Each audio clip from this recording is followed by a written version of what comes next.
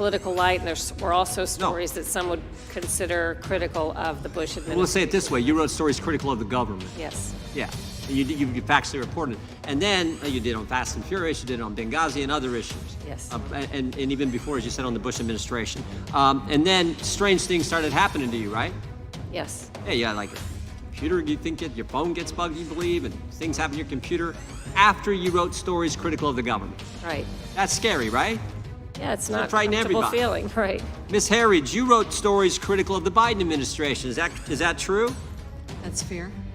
I mean, you wrote a number of things about the laptop issue, about Hunter Biden, all kinds of things you wrote critical of the Biden family, the Biden business operation, the Biden brand, and all that stuff. Congressman, I reported out the facts of the story. You sure did. I You called sure balls and did. You strikes. reported the facts. And then CBS fired you. Is that right? My position was terminated. Yeah. And you're an award-winning journalist. How long did you work at CBS? I worked at CBS News for 4.5 years. During that period, we won major awards. I was part of an Emmy-winning team. I was nominated for investigative Emmys. I think the most important projects were projects that drove legislation here on the Hill and positively impacted 1 million veterans. So award-winning journalist, won all kinds of awards, had worked there almost 5 years, had extensive experience at a different major network prior to that, where you were also an award-winning journalist, done all kinds of reporting critical of the government there as well, and then you get fired. But it's worse than that, isn't it? Because they didn't just fire you. What else did they do? On February 13th, when I was told on a Zoom call that my employment was terminated, I was locked out of my emails and I was locked out of the office. CBS News seized hundreds of pages of my reporting files, including confidential source information. And that's not normal, is it? No, that's not my experience in the other two networks that I've worked at or with my colleagues at CBS News. When the network of Walter Cronkite seizes your reporting files, including confidential source information, that is an attack on investigative journalism. Yes, it sure is. So I'm just trying to, it seems to me there's a pattern developing here. You're critical of the government in this Atkinson situation, and Shazam, they start doing all kinds of strange things to your phone line, to your computer. You're critical of the government at a major news organization, and you're an award-winning journalist. You've been there 5 years, you get fired. But it's not just you got fired. In fact, we can, maybe there's nothing to that. But what we do know is they seized your documents. That's scary as well. And you talk about a chilling effect on the First Amendment, I don't know how it could be more chilling. Now, thank goodness the lady sitting beside you, they stepped in, right? Because they're stepping in and helping. Them stepping in help you get because you got your files back finally, didn't you? I did get the files back. If I didn't have the support of SAG-AFTRA really publicly standing up for journalism, I don't believe that I would have received the files and they would have been returned. And I just want to be clear, Congressman, wherever you work, if this happened to you, it's an attack on free press, it's an attack on the First Amendment. It makes it more challenging for reporters to work in the future. That disrupts the free flow of information to the public. They call it journalism a profession for a reason, because it's about an informed electorate, and it's a cornerstone of our democracy. I can only speak for myself. When my records were seized, I felt it was a journalistic rape. Ms. Cavallaro, have you ever seen that before, where when someone is leaving an employment at a major news organization, they seize their documents? I can't say that SAG-AFTRA is familiar with every single case of termination or departure where... I'm not asking that. I'm saying, have you ever seen anything like this? I have no recollection of seeing... Well, that should scare us too. First time it ever happened, and it happens to an award-winning journalist who's been in this profession for a number of years, known all across the profession. And that happens on the heels of what happened to Ms. Atkinson, because both journalists were critical of the government. That's exactly that's what journalism is about, being critical of the government when the government's doing things wrong, and then to have a major news organization or the government itself do this. In your testimony, Ms. Herridge, you had a very important line. You said, if confidential sources are not protected, journalism is dead. And I agree, but it would seem to me if retaliation is allowed by the government or by some major media outlet, journalism is dead as well. That's what this hearing's about. And I, again, want to thank you all for coming and sharing your important testimony. I yield back. Checkpoint 1, secured. Checkpoint 2, secured. Checkpoint 3, checkpoint 3 secured. All hands secured. Opening bunker.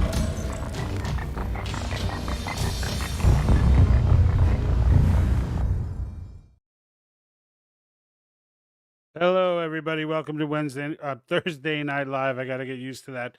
As I try to import the viewers from Wednesday night's broadcast to Thursday night, I appreciate those that jump on. We are live on Twitch, Facebook, not necessarily in that order. So let's see: Facebook, Rumble, YouTube, Twitch, and X. And X being the one that I'm the most focused on right now. Facebook, of course, as well, because that is where the overwhelming majority of my following resides, with some 18,000 people, and I love every one of you. But today's topic is going to get me a little bit discouraged. I'm a little bit down about today's topic, and I'll get into that in just a moment. Other than that, I want to just get some of the basics out of the way. So all the t-shirts like this one right here that you see on the broadcast can be purchased at thepatriotthinktank.com. There is a link for the store, for the Etsy store there. There's also a link there right on the front page to sign the petition for the calling of a convention of states. So if you are not familiar with that, then by all means, excuse me, jumping through layouts here. But if you are not familiar with the Convention of States, it is what I am all about. So if you have questions, it is the only solution to get us out of the problems that we have today. And I explain it on multiple episodes. I may even get into it today at some point. But if you ever have a question on Article 5, just bring it up at any time in the chat. I also want to know where everyone's watching from. So whatever platform you're watching, I've got all the chat right here in front of me from all the platforms together. I will feature comments. I will do things like that, but I definitely want to know where you're watching from. I always love to see that. We get some interesting places that come up quite often. So with some 7,000 or 6,000 of the 18,000 on Facebook being foreign in nature, UK, was it Kazakhstan we got New Zealand, Canada, of course. So definitely want to know where you're watching from. So today's topic is, do we even know anymore, at least in America, what it means to be truly free? And that's why I have my Make Civics Great Again shirt on, because I think that the lack of civics education, or the complete absence, I should say, of civics education in classrooms, being replaced with social studies, is the main reason why we're in this situation. As you know from watching this broadcast, I have touched very many times upon how we got to this place, how the misinformation, that you constantly hear now, misinformation. Misinformation is being fed to the American people through our education system, Hollywood, everywhere, mass media, for 60 years, maybe 70 years. All right. And the goal in that from ideological subversion, active measures, as the Soviets called it, the CCP with their Confucius Institutes, etc.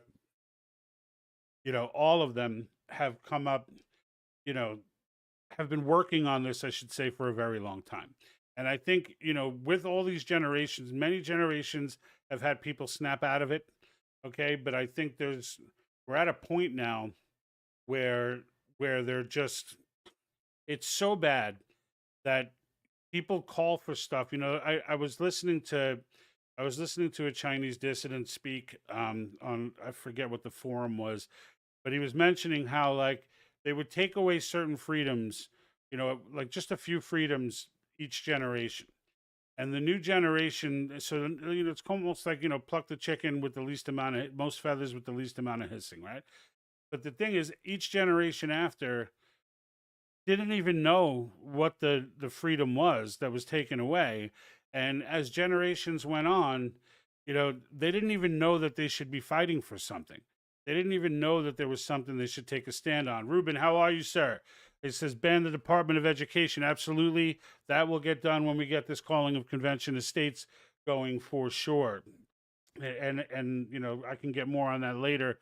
but I want to stay on this topic because that, although that's a very relevant comment, I want to stay on this topic from the standpoint of how we got to where we are, and do we need to like relearn? Like I'm careful to say re-educate because that just evokes creepy responses, but the amount of the so little amount that we understand as a population about our own government, about the founding of the nation, why things were set up the way they were, what the purpose and the meaning behind it was, these things have been lost, and each generation has lost it a little bit more, and that's why I thought that CCP example was relevant, and we're at the point now where it's critical mass, where so many people like how many let's say you're a leftist, right? And do you believe that Biden's really going to do something in your favor, that he's going to do something to save this country? Let's say you're on the right.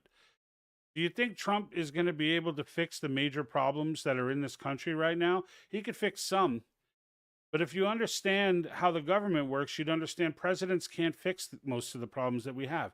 They can't fix massive budget failures. They can't, or no budgets at all. They can't fix the $36 trillion debt. They can't fix almost all the existential problems that we have that are going to eventually catch up to us and destroy us. All of them need to be done directly through us. But the fact is, most people don't understand. They think if we get Trump elected, and in my personal place, obviously I've said it before, I criticize him all the time, but I'm going to vote for Trump, right? But I'm not voting for him thinking he's going to save us. And right now, the particular topic that I wanted to talk about regarding freedom is this Catherine Herridge situation. Now, many of you may be going, well, who is Catherine Herridge? And why is this important? And some of you may know her as a longtime news personality, but nonetheless, she today was in front of Congress for another one of these grandstanding, nothing comes of it type of sessions. And her story is this. She, back in 2018, was reporting on Chan Yinping. Chan Yinping is right here. She is now an American citizen. However, the reporting that she was doing, now, if you're not aware, I talk about this all the time, that the CCP has infiltrated just about every institution that we have. And all of the technology that they gain, that they claim to have created, is actually, most of it is U.S. technology. Some of it is stolen elsewhere. All of it is stolen. All right. And the reality of the matter is, this woman, Catherine Herridge, was actually doing the right thing as an investigative journalist. And she noticed that there was this situation where Chen Yingping was, or Yinping Chang, I'm sorry, saying it backwards. I wrote it down the wrong way. But she had lied on an application to be an astronaut, on an astronaut application. And you may say to yourself, well, that's not all that big a deal. I mean, it's an astronaut thing. Like, it's not military. It's not. And if you look up the story, right, because you don't hear a lot about the basic, the core of the story, and why was Herridge even looking into this? And if you read most of the articles, certainly every one from any left wing anything, what you're going to hear, all right, is it was all about this leaving information off of a astronaut exam or application. But then it doesn't tell you what she left off. And that's, you have to dig a little further for that one. And it's important because what she left off was her involvement with the CCP military. And the concern that Herridge had that got her onto this story was that this could be another situation of someone working within an agency, a government agency, leaking information. She didn't claim that she did leak the information. She was investigating it and saying that it was a concern. And certainly if that information, which is why it was left off, if that information were on that application, the likelihood of her getting a position would have been nil and none. And so as a result of this, you think, well, if you know, if this was something that she's finding out, certainly the government knows. Well, the problem is the feds, and we understand the FBI a lot better than we did in 2018, as they are now fully weaponized. But like, but even then, like, and this was a shock to her as well. The FBI had actually started this investigation, questioned it, and then let her off, and made nothing of it. How many does that sound familiar coming from the FBI? Now, Herridge saw this and was like, that doesn't make, like, wait a minute. And she got involved in it and started investigating, and actually got someone from the FBI to leak information, right? Which is now a confidential source, and she reported on it.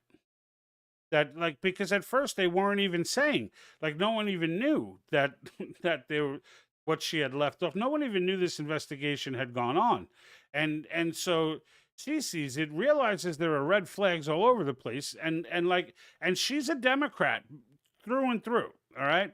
Now I don't know if she's off the rails, with all of the, men can have babies and other craziness like that, but she's definitely a Democrat. She certainly would disagree with me on any variety of issues, but she's honest in the main sense. Like, she's not a democrat, right?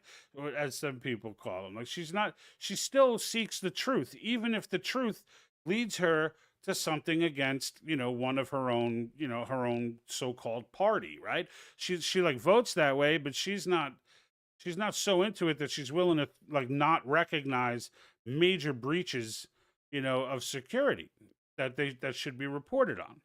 So she gets sued. Okay, so Cheng sues her, and in the process of, she's suing her because she spent about 3 or 4. Well, she's suing the government. Actually, I'm sorry. Let me correct that. She's suing the government, and in the process of doing that, right? Because there are laws against leaking that type of information, etc. However, they are now juxtaposed up against what they're asking for is that the source be revealed, and Herridge is not going to reveal the source. Why? Because it undermines all of. We will never, the few handful of journalists that exist today will no longer that are actually journalists, right? That actually see something wrong going on and actually take the watchdog role seriously and understand the reason for the First Amendment. And so she refuses. And Cheng's lawyers are railing her. They're trying to get it. She will not give it up.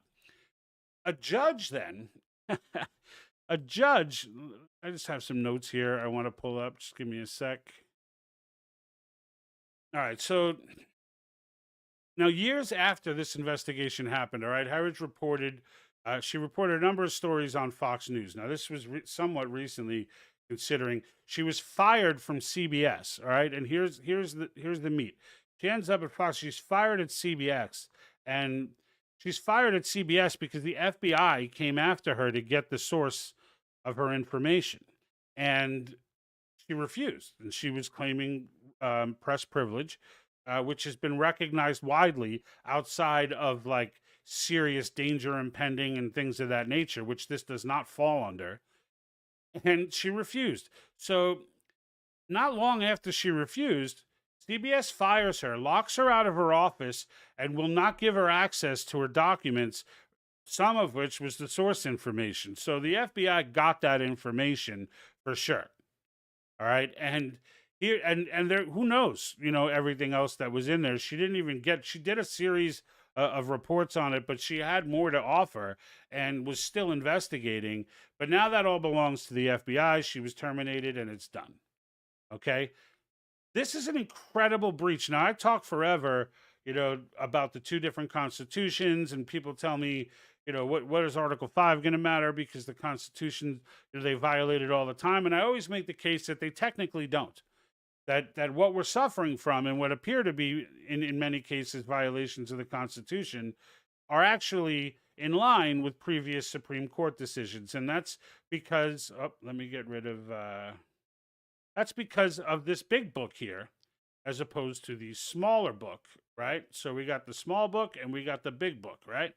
The big book here is the 3,000 page, and both of them say Constitution of the United States.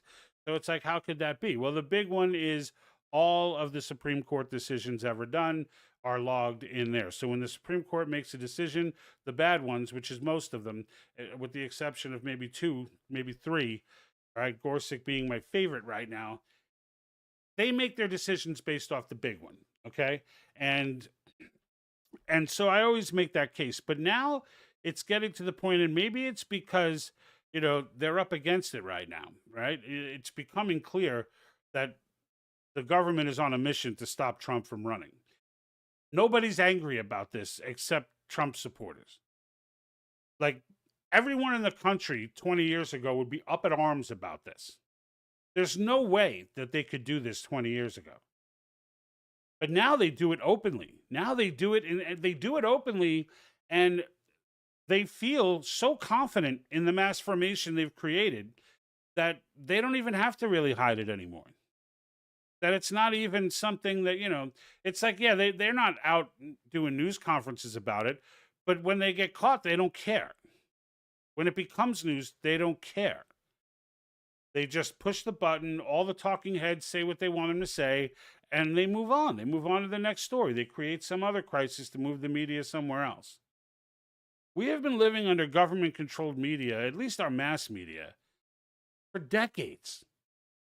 And there's always been, we've known this since Operation Mockingbird, but like it's at a level now where through the subversion, they've got these media personalities believing this stuff. So they do it on their own now. But they actively come out and lie to us on their own. And so I sit there and I think to myself, how bad how far have we fallen? How far have we fallen that like just stop and think about the ramifications of her actually having to give up this source. Now, a court has ordered that she give it up. Okay. And she still has said no. And she's waiting on appeal, and they've given her a stay to appeal. All right. But let me try and find what the judge says here. Here. So it says that the judge acknowledged the stakes in an August decision that forced Herridge to be interviewed, writing. So this was the decision to force her to have to go before Chen's attorneys. Okay. And so he says the court recognizes both the vital importance of a free press and the critical role that confidential sources play in the work of investigative journalists like Herridge. However, who now works at CBS News, but it says, but, and whenever you hear but, we all know what that means, right? It means everything I just said is forget about it. Forget about it, right? So there's but. Chen's need for the requested evidence overcomes Herridge's first qualified First Amendment privilege in this case. No, it doesn't. And there's absolutely no case to be made that it does. You don't need a legal degree, just like you don't need a legal degree to understand the decisions in the weaponization cases going on against Trump are crazy, right? You don't need a legal degree to understand these things. The situation for Chen is nothing. What does she want? What does she need to know for? What makes that need supersede someone's constitutional right? It needs, in order for that need to know, there needs to be some sort of grave danger pending. There needs to be some serious situation going on other than I just want to know, or they hurt my image, so I just want to know. Like that doesn't supersede. Okay, it just doesn't. But technically, at the moment, it does. And this is how fickle the situation has gotten with judges who make these types of decisions. Now, the ramifications, so Chen finds out, let's say, who the source is. So now what? Now she can file a suit again. That person gets prosecuted and for violating privacy laws and things like that. And then what's the other side of it? So that's the gain, apparently, to the judge, is that this person will be prosecuted. It's the only gain. There's no other reason why she needs to know that. The only gain is to prosecute the person who leaked it. The loss, on the other hand, is the complete destruction of any element of investigative media that still exists in the world today. Like, there will literally never be a whistleblower again. ever. And keep in mind the reason, like for this person, whoever it may be, to whistleblow in the first place, it absolutely says that he understood or she understood that there's more going on here and that the FBI should not have left this. Right? Because you're not going to whistleblow and give up documents if you believe the FBI was right in dropping the case. It's going to become a nothing burger and it's going to go away. But here we have a whistle. So clearly there's something, there's a there, right? Clearly. And now you want to have this, you want her to give up her source. She'll never get another source again, which is the point, is it not? Right? If you wanted to whistleblow, you know the government's weaponized. You want to whistleblow on the government, and you just watch this happen, and this guy get prosecuted and thrown in jail. There's no way you're going to whistle. There's just no way. There will never be. This is the death of the whistleblower if this happens, and the death of any type of. I mean, mass media that died a long time ago. But even those who are left, the Michael Yones and the Andy Knows and Laura, I'm forgetting her last name right now. But the point is that they're out there, but they'll never get a confidential source again. And you can't help, but it's not like I won't buy that the judge doesn't understand that, which means he's complicit in it or she's complicit in it. And that's just not acceptable. And yet, this is the moment where the cue card comes up for the audience to go crazy, and no one's paying attention. It's not being reported, so I don't blame people for not necessarily paying attention. But now, if you're listening to this, you know, and you should be livid, because this is a direct personal assault on the Constitution.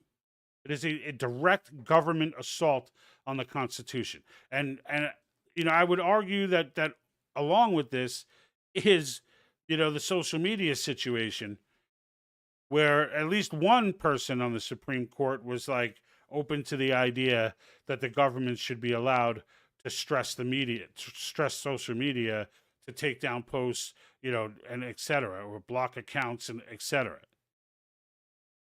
That's getting hashed out in court, so I'm gonna back off that for the moment, but I'm not comfortable with the stuff I hear from the court. These are softballs. These are no-brainers. These are things that just, you don't need a good legal mind to research and interpret. They're very, very basic and very simple, and they're being violated. And it should piss everyone off. Everyone should be livid, and no one, even those that know about it, are not livid. They're not livid. And I don't understand how that can be. I don't understand. Well, that's not true. I do understand how it is. But, we've got to snap out of this. The freedom of the press was explicitly. You think the founders weren't being criticized by the press? You think the press wasn't writing nasty stories about them? You think they were celebrating the founders and whatnot? No. They were killing them. At least a good portion of them were. There were plenty of people who still believed in the Articles of Confederation. There are even more people than that who actually were still loyalists to the crown, still living within the United States. But they still understood how important it was to give freedom of the press, for the simple reason is the press are supposed to be the watchdog. And that's why, it's not like the Soviets and the CCP, it's not like they went after particular journalists and said, we need you to report this or else, No, they did this soft frickin' play where they just re-educated an entire population to hate itself. I mean, it's amazing the scope of it and how many people out there really do believe. Within the United States, globally, you're dealing with your own propaganda. I'm talking about, and trust me, global people around the world, you are dealing with your own propaganda. All right, so don't get too critical about ours. But at the same time, the idea that it could be so successful here is insane to me. That, in my head growing up, I always believed, you hit the age of 30. Like, what did Churchill say? Like, if you're under the age of 30 and you're not a liberal, then you have no heart. And if you're over the age of 30 and you're not a conservative, you have no brain, right? Because that's pretty much how it went. Like the colleges would continue to pump all this garbage into the heads of the youth under the guise of, authority, right? Like, oh, well, I have a doctorate in, blah, blah, blah. Where's your doctorate? So therefore I'm right and you're, and then continue to spew all kinds of BS that'd be completely wrong. But because they had a doctorate, which were given out to anyone who bought into the philosophies, okay, the Marxist philosophy, right? Now they speak from a position of authority, and then they train the youth to go ahead and not listen to anybody who doesn't have one of those pieces of paper, because suddenly the entire population can no longer read. And this going on for so long has got us to the place that we are now, where, I mean, you look at the UK and their speech laws, in Germany and their speech laws, right?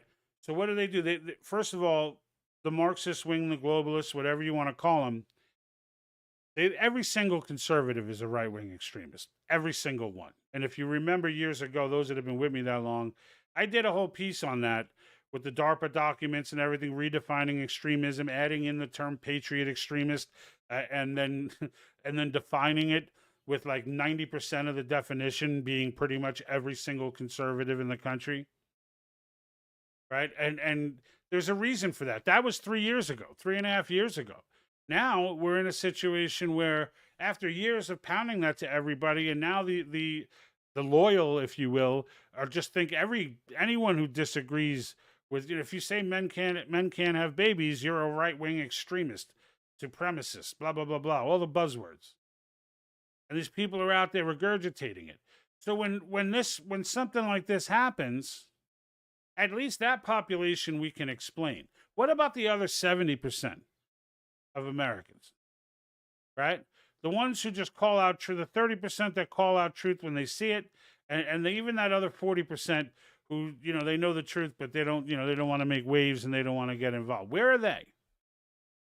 How are they not getting angry right now? And I know that 30% is getting angry, but it's always that 40%.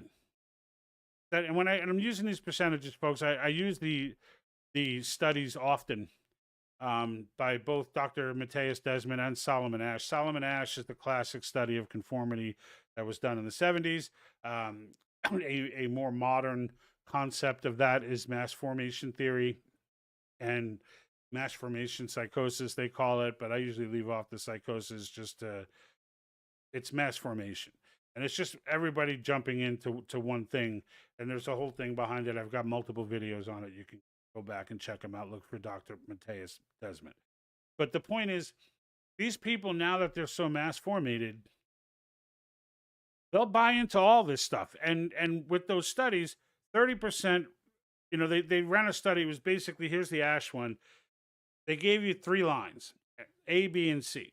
And then on the side, they gave you 1 line. And it was exactly the same as either A, B, or C. And it was the same as A. And there were 8 people, and 7 of them were in on the experiment. The last one was the subject.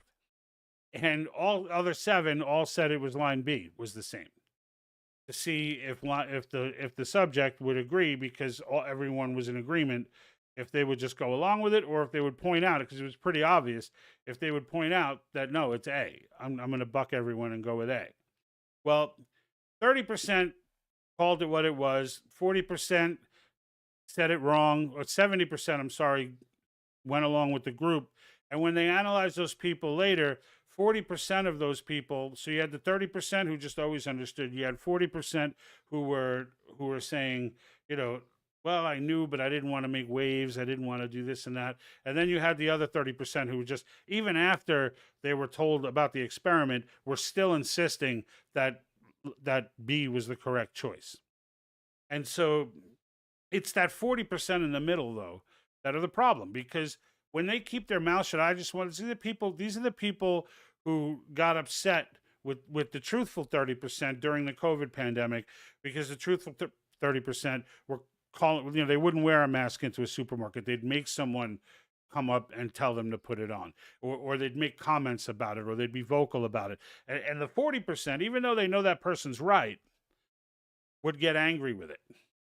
They'd get upset with it because they, with those 30%, because they're like, just leave me alone. Like, just why do you have to make waves? All I want to do is go do my grocery shopping. Well, so do we, right? But it's just they're doing something right now that is incredibly effed up, and you need to call them on it. But by staying silent on those issues and just complying with every single thing that they say, you make the crazy 30% think that 70% are in agreement. And you could bet your butt that the government's got notes on that as well. Lady Mern over on Rumble. How are you, Mern? Good to see you on. Good to see you on. I'm glad to see Rumble is getting active with the comments.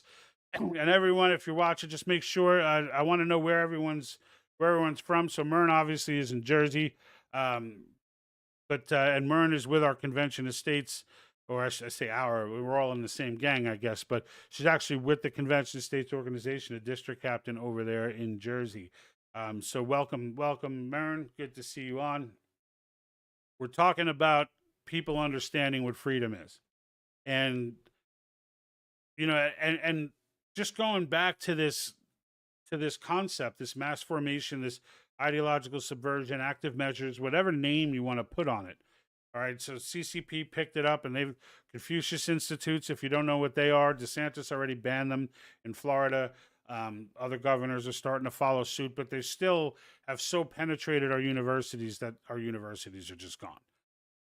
Like, our universities are just a joke now. And we're at this place where no one understands civics, no one understands anything, and one of the main goals, aside from just making people turn on their own country, that one of the main goals behind this subversion was I'm losing my train of thought now. Sorry, I'm trying to produce here and I'm talking, and it's, Glenn Beck doesn't have to do it. But I ain't Glenn Beck. But one of the main goals of ideological subversion was to misrepresent things to the point, and Yuri Bezmenov talks about this, misrepresent things to the point where no one knows what's up or down. Everybody, there's conflicting information coming. No one trusts anyone. No one trusts any media. No one trusts sources of information. And by attaining that, and I think we can all agree that they've long since attained that. Once we get to this point where no one trusts anyone and everyone is a hot mess, now any conspiracy theory you throw out there will get traction. Right? I mean, after 2020, many people, I don't want to say most even because I don't know, but many people opened their eyes after 2020. And they saw there were just too many things that weren't right. That caused people to start doing their own research, start looking stuff up for themselves, following some of these rabbit holes that were presented by others. But in the end, knowing what just took place, I know myself, like I go down almost every rabbit hole I can. I do. I go down almost every rabbit hole I can. I don't stay in them all that long.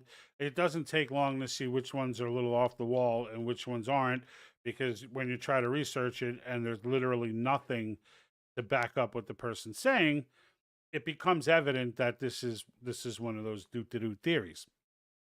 And another thing about it is, so you go in, you research, you find out these are like QAnon is a perfect example. I'm sorry, that's what I was meaning to think of. QAnon's a perfect example. When Q first came out, I entertained it. When it first came out, I was like, this is interesting. Matter of fact, the child trafficking and such, there was a lot of information to back that up, a lot of source information to back that up. But then there were other things that just went off the freaking rails. So I could never put my finger on in the beginning whether or not what this Q thing was all about, who exactly it might be, etc. I mean, it wasn't long before I came to the conclusion that this is more of this subversion madness. It's just more of it. Like, that information, you don't have to be some military exec to know. Every foreign leader in the world knows about these child rings. Every foreign leader in the world knows about the things that Q was dropping hints on.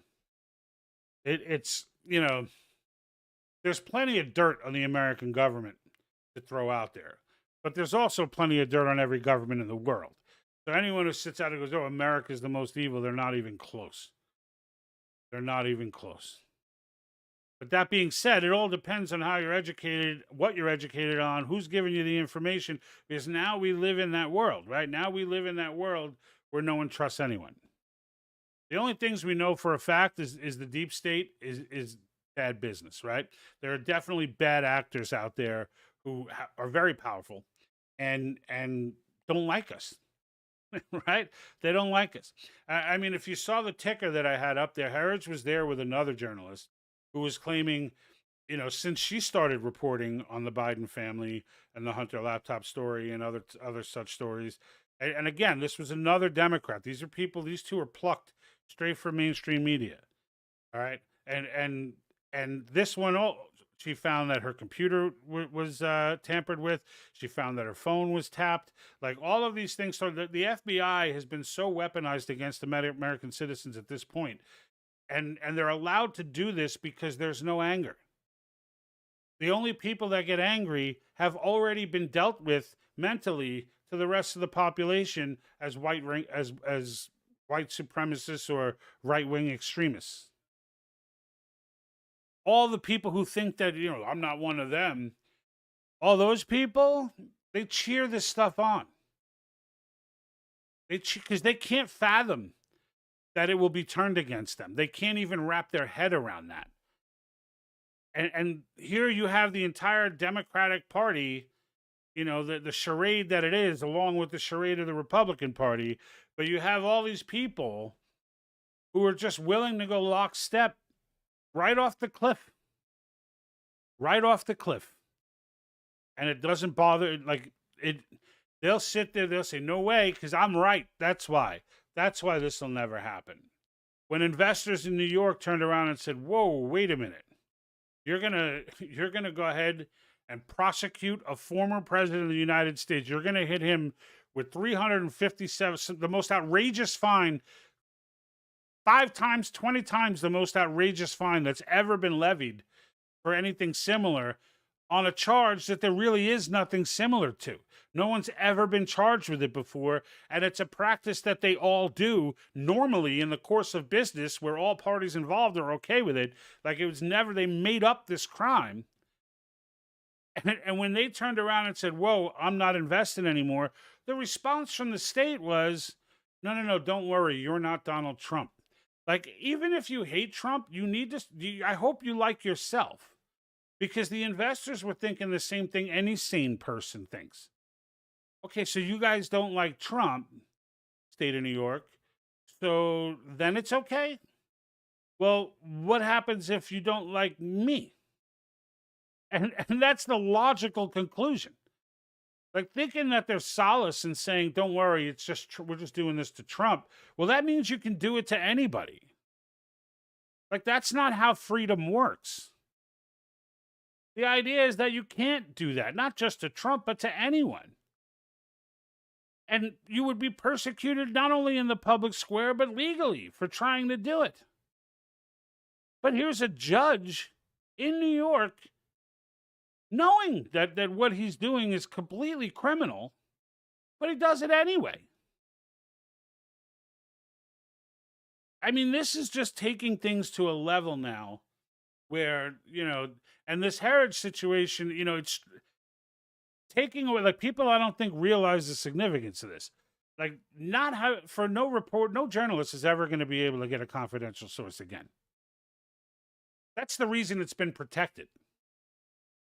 It's a direct assault on the press, and I don't care if Trump was trying to do it or Biden's trying to do it. It's a freaking problem. I mean, here we are. Now, we just went through all this disinformation, how it was created, why it's there. But I can tell you, Soros spent millions of dollars back in 2013 starting organizations like Media Matters, the Daily Kos, and their only purpose was to muddy the water. Their only purpose was to help to bring the lack of trust in journalism. And half the players in those organizations don't even know that's why they existed, because they were selected to be journalists for those rags or whatever you call the equivalent of a rag on a website. They were selected there for the same reason college professors have been selected over the past 40, 50, 60 years. Because their ideology fits the bill. So they go out and do work that they believe in, but it's the whole thing is completely set up. And we don't even know. And we don't even know. I mean, some of us do, right? I mean, obviously, I'm talking about it right now, but like, what in the world? All right. Run over on Rumble. It's not about Trump the man. It's about Trump the American citizen. It's not even the American. It's about what Trump represents. Like, people don't realize Trump. The movement predates Trump. Matter of fact, many in this movement, this conservative sort of, this conservative kind of constitutional perspective that has really grown over the years in the Conservative Party, completely out of line with the Republican Party. It's completely like true conservatives right now. Like, if you're someone who's gone out, on a fair amount of issues and you've researched back and forth, and you know that the Republican Party is just as grimy, and like that these are two wings of the same bird. I don't have to tell you that. You know it. If you don't, if you think there's still two teams out there and one of them likes you, they all hate you. They all hate you. They all hate you, and the powerful people back east that were trying to bribe Kerry Lake in that recording, right? He referred to them, DeMint referred to them as the powerful people back east would like you to step out of the election, would like you to step out of the race for 2 years. Like, just hearing that, like the fact that even dropped and it's no longer a story tells you like, all these people can literally do whatever they want and then just sit back and be like, they're not going to do anything. Just sit back, give it a month. They'll be on to the next shiny thing. And tell them, hey, there's an eclipse coming. Focus on that. And we do. We just go ahead and focus on that. And it drives me mad. It drives me mad that happens. It drives a lot of you mad, I know that. But I'm just saying, from the standpoint of the fact that we don't even know what freedom is, right? Like, we don't even know what it is. Like, there are literally Americans out there right now who are coming out and making statements about hate speech as if there should be legislation for it. And when you point out how ridiculous it is, they can't understand why. Forget understand the reason for free speech. It makes no sense to them. And it's just wild to me that this can happen. It's wild to me that this can happen. I mean, there was a German citizen arrested for or UK citizen arrested for criticizing the government. Germans can be arrested for anything considered radical right wing, which, as we all know now, is everything. Everything outside the globalist agenda. Go out and speak on it, you can be arrested. It's why I always, and you hear it from me all the time when I talk about we are not a democracy. You hear it from different people. I explain why. We are not a democracy. We are not like a democracy. We're not kind of sort of democracy. The fact that we vote for elected officials does not make us a type of... You could say the best stretch you could do is say it's a form of democracy. It is not democracy, though. It was specifically designed to not be a democracy. Like, literally, they went out of their way to avoid democracy at all costs. The only similarity, the only two things our constitutional republic and a democracy have in common is the very first step: we elect our officials. After that, the entire freaking system is different.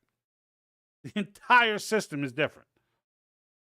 And the only reason we're not getting jailed, the only reason I'm not being put in jail for doing this broadcast right now is because we're a constitutional republic. So it's important. It's important to understand that, and nobody does either. Nobody understands that either.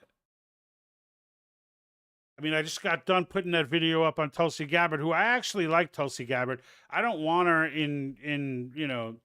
don't want her in a significant position of power, but she seems like a good human being who asks questions. And that's all I'm really looking for out of people. That's where my standard is. Voice of America on Rumble. Everyone, this is the voice of America, so listen up. All right, agree or not about Trump per se, but it is about conservatism founders' intent. Exactly. It's about the founders' intent, and even if you don't like the founders' intent, there's a process. There's a process.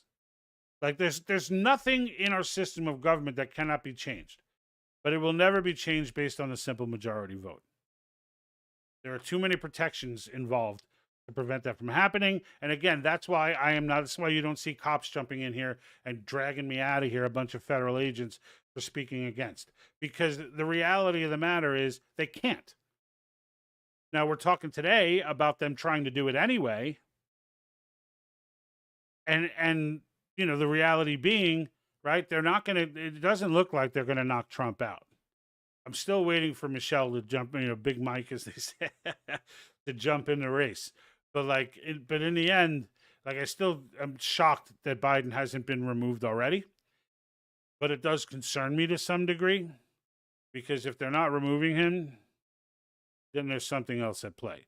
And immediately upon the decisions to not remove him and leave him in there, you start hearing the narrative about, Trump's trying to fix the election. Whenever you hear them doing narratives, just have to understand that's what they're going to do.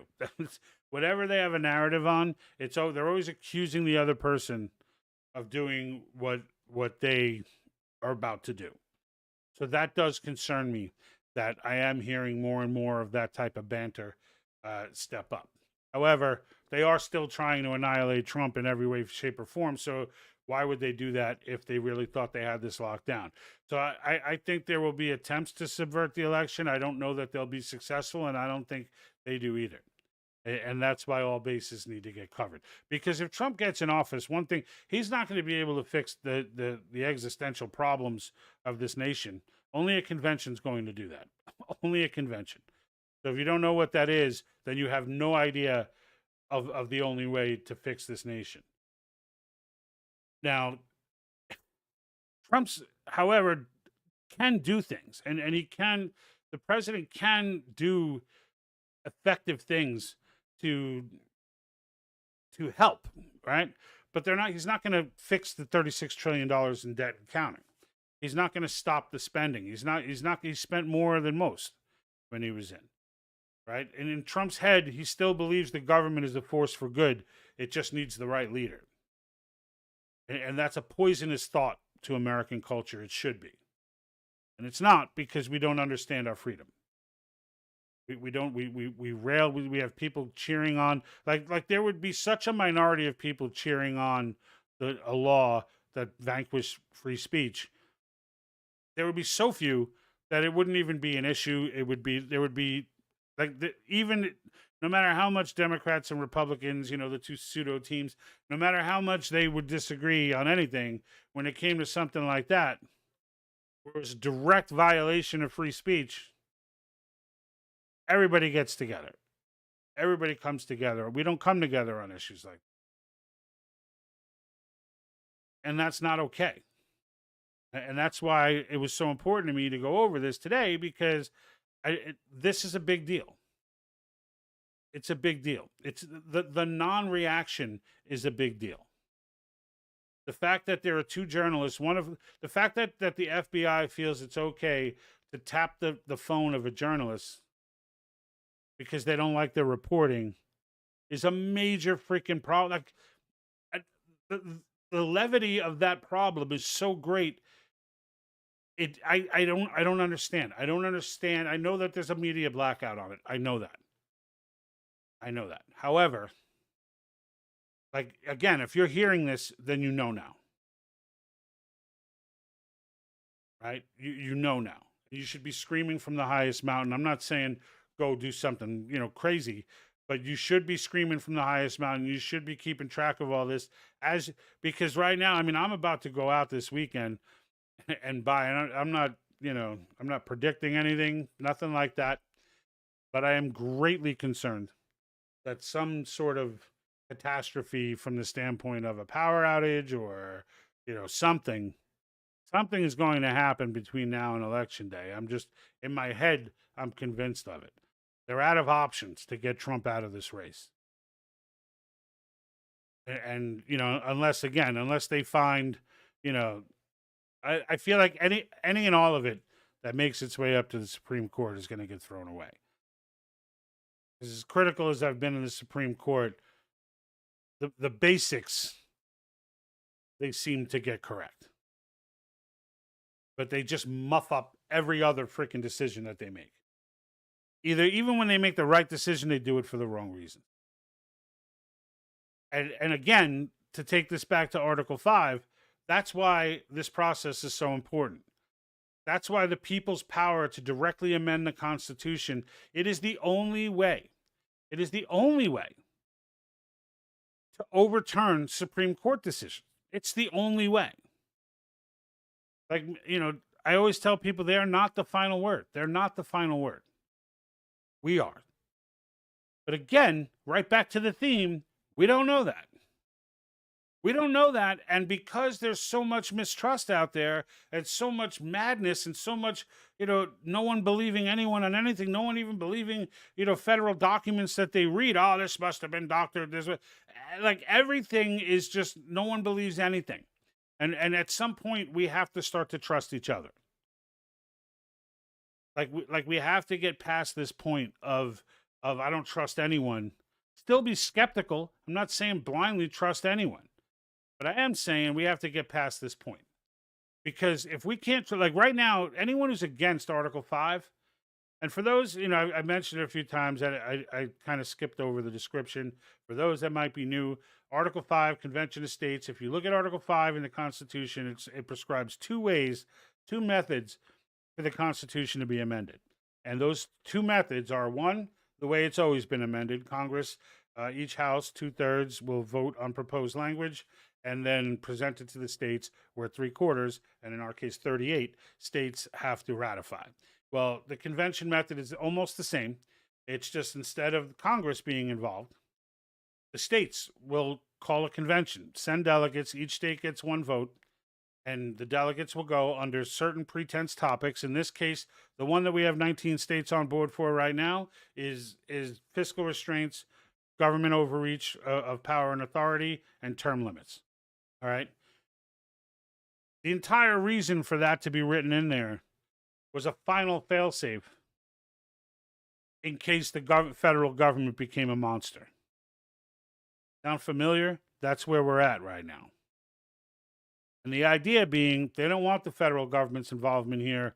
This is punitive, right? This is, and it's, I probably shouldn't say punitive, but really it is. I mean, really, this doesn't, no one's talking about a convention of states if the federal government is staying within its bounds and doing the right thing. But it's not. It's moved its tentacles. It's, thank you to the Supreme Court. It's grown its tentacles through regulatory agencies and everything else, in Commerce Clause, you name it. And they've just stuck their tentacles into every single facet of American life, and it's just too much. It needs to be reeled back. Supreme Courts have allowed it for the most part, which means there's only one antidote left, and that's why I say it's the only solution. And it's not just about the fiscal restraints, government overreach, and term limits. In the end, getting this process completed, because it's never been done before. It's never really had to. It probably should have. But it's never come to critical mass the way it is now. And the fact of the matter is, once this process is completed, and all the fear mongers and people who are, the Soros groups and John Birch Society, JBS, that fall conservative organization, once they all of their fear mongering and tactics, once this process makes it through, are gone. And from there on in, that muscle flex, and it is the biggest muscle flex that the American people can ever do to the federal government. And once we flex that muscle, the relationship between the government and the people has changed forever. No longer, gone will be the days of in my case, one of them that got me was Obama standing at a podium talking about how, what Americans want when it comes to healthcare, when the reality is well more than 50% of the country did not want Obamacare. But he can just, like that politician, and conservatives do this too, so I'm just picking Obama. But the fact is that he doesn't get to walk up there and make a statement on what the American people believe or what they support when they don't. Because if he tries to, there are going to be rumblings for calling of another convention. And every time there are rumblings, and this is the thing, like it's not like people go, oh, but we're going to be calling conventions all the time. The Constitution is going to be 50 pages long. First of all, I don't care if the Constitution is 50 pages long if it needs to be. But as long as, 3,000 might be a bit much where it is now, right? But 50 pages, if necessary, that's a lot. That's kind of a ridiculous statement, but whatever. If they're all good amendments, if the federal government keeps not listening, and we have to keep clarifying because the court keeps giving them what they want, eventually the court's going to get around to the point and get tired of getting overturned and start making some righteous decisions. But we can get amendments in on those three topics that are big enough. Look, government overreach, we can shut down or at least defang virtually all of these federal agencies. Virtually all of them. Department of Education, I know Ruben brought that up in the beginning, right? He was saying ban the Department of Education, right? Absolutely. Absolutely. And not just ban it like a president shut it down. I mean, like make it illegal to create another one. Like these fixes won't be technically permanent, but look at the income tax. That went through. People were not fans. They threatened there were going to be higher tariffs. People ended up buying in, and they said they were only going to tax the 0.3% of the richest people. Yeah, okay. How'd that work out? How did that work out? Right? We've been plagued with the income tax ever since. Instead of what was originally constitutionally agreeable, which were tariffs, which were consumer tax. So you tax sales tax, basically. In a nutshell. Well, you know what? Under fiscal restraints, we can overturn that and end the damage that was done in 1913, not just from that, but the 17th Amendment as well, one of the worst constitutional years in United States history. Certainly, and the Fed was created that year, too. I mean, you want to talk about what the hell was going on in this country. It must have been as backcrap crazy then as it is now, less the men having babies. But there are remedies for this. Like the founders they thought literally of everything. Right? Can we put specific constitutional protections to protect us from AI and invasions of privacy, big data collection, etc.? Can we do that? Absolutely we can. And while some disagree with me on election integrity, I don't have a problem personally with just saying an ID needs to be presented. Like citizenship status needs to be verified. And then states run off with whatever type of process you want to do, but do it under the main premise that nobody votes if they're not a citizen. And just end this. Because that's not something that I'm comfortable with. Like there are actually states out there, all of which are Democrat, of course, who require nothing. You can just walk in with a freaking envelope saying, look, I live there. I hang out by someone's house. I take their mail. I show up. I say that I'm them. That's all that's required. That's not okay. That's not okay. Mark Meckler brought up the fact that you could actually do something about the border, making it states constitutionally protected to defend their own borders, regardless if the federal government is not getting the job done. How much you think the states should be protected? I mean, they're doing it now in spite of the federal government. It should be fully supported. You could even put in that the federal government will have to fund it, but in the end, it's like, why? Everybody's, I want the government less funded, not more. Right? But I mean, the 10th Amendment has been made a joke. It's been made a joke. Tell me an area of life that the federal government is not involved in right now. Because that's a far shorter list than the amount of things that they are. Far shorter. And why does that not bother us? Like, why are we okay with that? I had university professors too. they taught a bunch of stuff too. So, a lot of which I realized was BS later. And I just called it BS when I got new information. I just called it BS. Today, they tell these kids something and it sticks with them. And if someone shows them different, even if it's valid, they shoot it down. Can't go through life that way. There are a lot of dootadoos out there, a lot of them, in all kinds of high levels with all kinds of paperwork showing how smart they are, and when in reality, they're dumb as bricks. I mean, I don't even trust freaking, look, after 2020, I'm skeptical of every medical professional right now. They have to prove to me that they're worth trusting. Like, they have to prove that to me. If I don't know them that well, like the white coat doesn't do it for me. Because there were far too many white coats trying to get me to do things that were not in my best interest during that whole time. And I know many of you out there you got your own people in white coats, some of who you've been with forever, who were giving you that bad advice. And then there's those who did the right thing and were given right advice, even though they were being threatened by a weaponized government to take away their license to practice. But it's that 40% again. They bend the knee. They will always bend the knee. I was ready to give up my career. I was ready to give up everything over that. And, well, not my family, but I was willing to give up everything financially over that. They were not. And that doesn't mean that I don't feel for people who ended up going and doing things that they didn't want to do just because of real situations. Like, you know what? One of my peers at work, her child had I forget the illness. She's no longer with the company. I forget the illness that her child had, but the healthcare, she couldn't afford to lose the healthcare benefits. She wasn't worried about finding another job because she was good at what she does, but she was afraid about losing the healthcare benefits. And so as a result, she had to go and engage in medical procedures, let's just say, that she was completely against. And you know, and again, you know, we came out of that, and it seemed to me at the time like everybody was getting pissed off, but it seemed like that had reached a critical mass, and there were still a ton of people who were out there defending it. Trump being one of them, by the way. Right? Nobody likes to have that conversation. But it's still true. It's true today as it's always been. It's never, you know,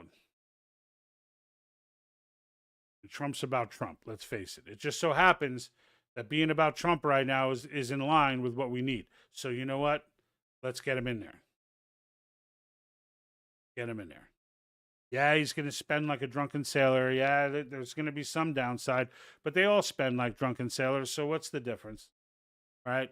Whether it's Reagan or Clinton or Bush or both Bushes or Obama, it doesn't. They all freaking spend like drunken sailors, every one of them. Because the spending just goes on in the background, and they don't even realize, it doesn't even like click with them that it's a problem. But we got to do better. I mean, the bottom line is we got to do better. And not understanding, you know, not just civics, right? But just not understanding the basic tenets of, like, why free speech is important, like why the very concept of hate speech, even though it may offend you very much, why that's exactly the speech that's protected. You don't need to protect love speech. You don't need to protect basic speech. You need to protect, because you don't want someone else defining what hate speech is. It's not a hard concept to understand. It hits home mainly when someone's shutting you up on a view that you have, that you firmly believe in, that maybe the population at large doesn't.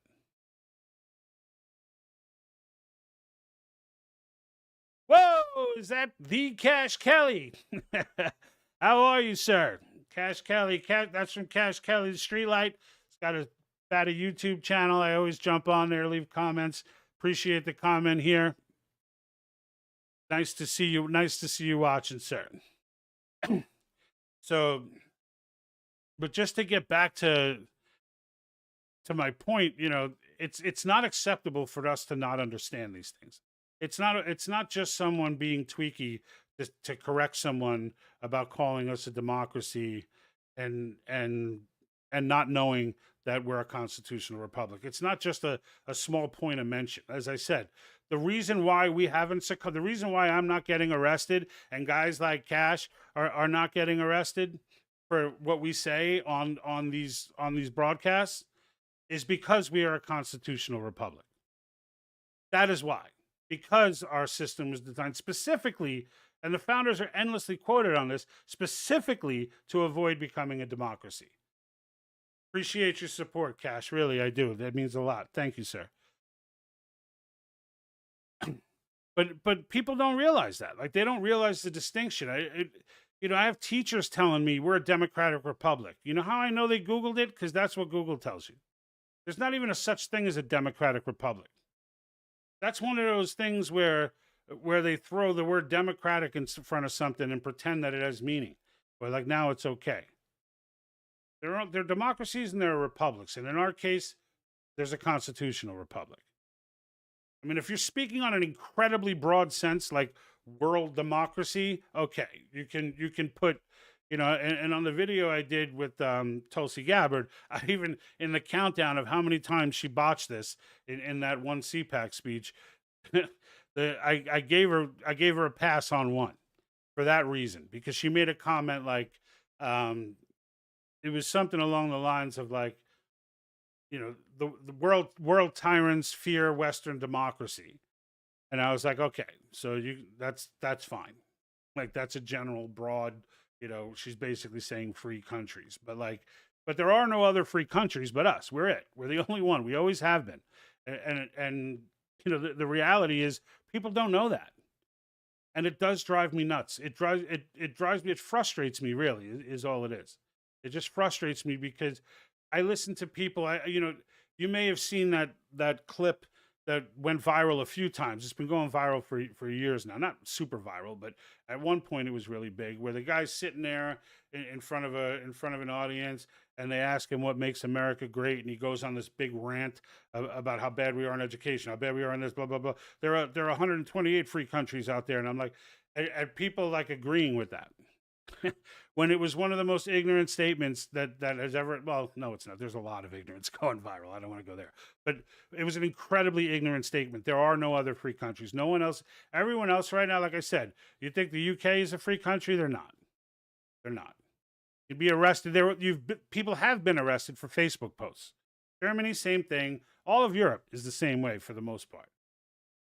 That can't happen here, not because we're not a democracy. Because when we elect our officials, they don't get to just make decisions. Their decisions are bound by the Constitution. And that's like the only thing we have in similar with a democracy is that we elect our officials. After that, it's game over. Every other thing about our republic is different than a democracy. And so, it gets to the fact that when you boil this all down, it's not even that one thing that's concerning. It's that people don't understand that. They don't understand anything. It's been literally 60 years, right? 70 years of these active measures, like Yuri calls them, or ideological subversion, or, Confucius institutes that took over, in the schools after the Soviets fell. It's been 60 years of this. And it's been at lighter levels, and it's now ramped up to the point where we have generations who think that men can have babies. And we sit here, and all the same people, and we're like, how did we get here? Like, to a lot of people, it just seems like all of a sudden this happened with Gen Z. And like, I argue with my brother about this all the time, going back to the 80s, right? Great era to live in. I was in New York City growing up with the birth of hip hop, right? I was growing up with a great rock and roll era with heavy metal, etc. And like, I'm trying to point out to him, like, hip hop wasn't demonic in the 80s. When it was hardcore, I mean, we were copping tapes in Manhattan. We're listening to groups like Public Enemy. Public Enemy was considered hardcore, but they were hardcore politically. Like, they were black activist hardcore. They weren't hardcore like, I'll duct tape your fam and, and smack your baby at a christening. Like, they were hardcore politically. They had issues. And then it got subverted. And then it got taken over. Once it got to a certain level of popularity, That's it. The industry took it over, and that's it. You know, and I used to jam the NWA and all that as it was coming out, but the fact is, you know what? That's probably the beginning of when it all went south. And it was all run by record companies and the producers, etc. Same thing with heavy metal. And this is where we argue, is that there was so much devil in heavy metal. I didn't think much of it then, but Motley Crue, Shout at the Devil, Black Sabbath, you know, all stuff to disassociate people from religion. That's exactly the purpose of it all. It's, my brother would tell me, well, you think these bands were, I'm like, no, the bands had no idea. The bands were doing this stuff on their own. And then some guy walks up to them and says, you guys are the perfect sound. Like, you guys are, do you know how great you are? And you got these young kids with a talented band who now are getting recognized by a label, and they're just made to be huge. And then all of them got older and weren't in those original deals, and that's it. You heard no more about the devil or any of that. But it was everywhere. And every genre had this problem, like, because it was all manufactured. We've been getting mind screwed our whole lives. And the idea to step back and realize that is not easy. And it's left us in this place where we no longer even remember what freedom is. Or at least too many of us don't. Too many people, if you talk to youth today, you know, every youth generation was listening to this kind of stuff and getting this stuff pumped at them, right? But in the end, it's not just that these youth were getting it pumped at them. They ended up growing out of it. They don't grow out of it anymore. They still believe it.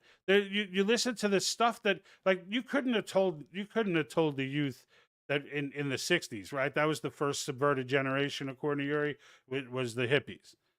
But you couldn't have told them, you know, look, we're going to come up with hate speech laws and ban speech and this and that. The hippies would have been like, screw that. Because they weren't that subverted yet, right?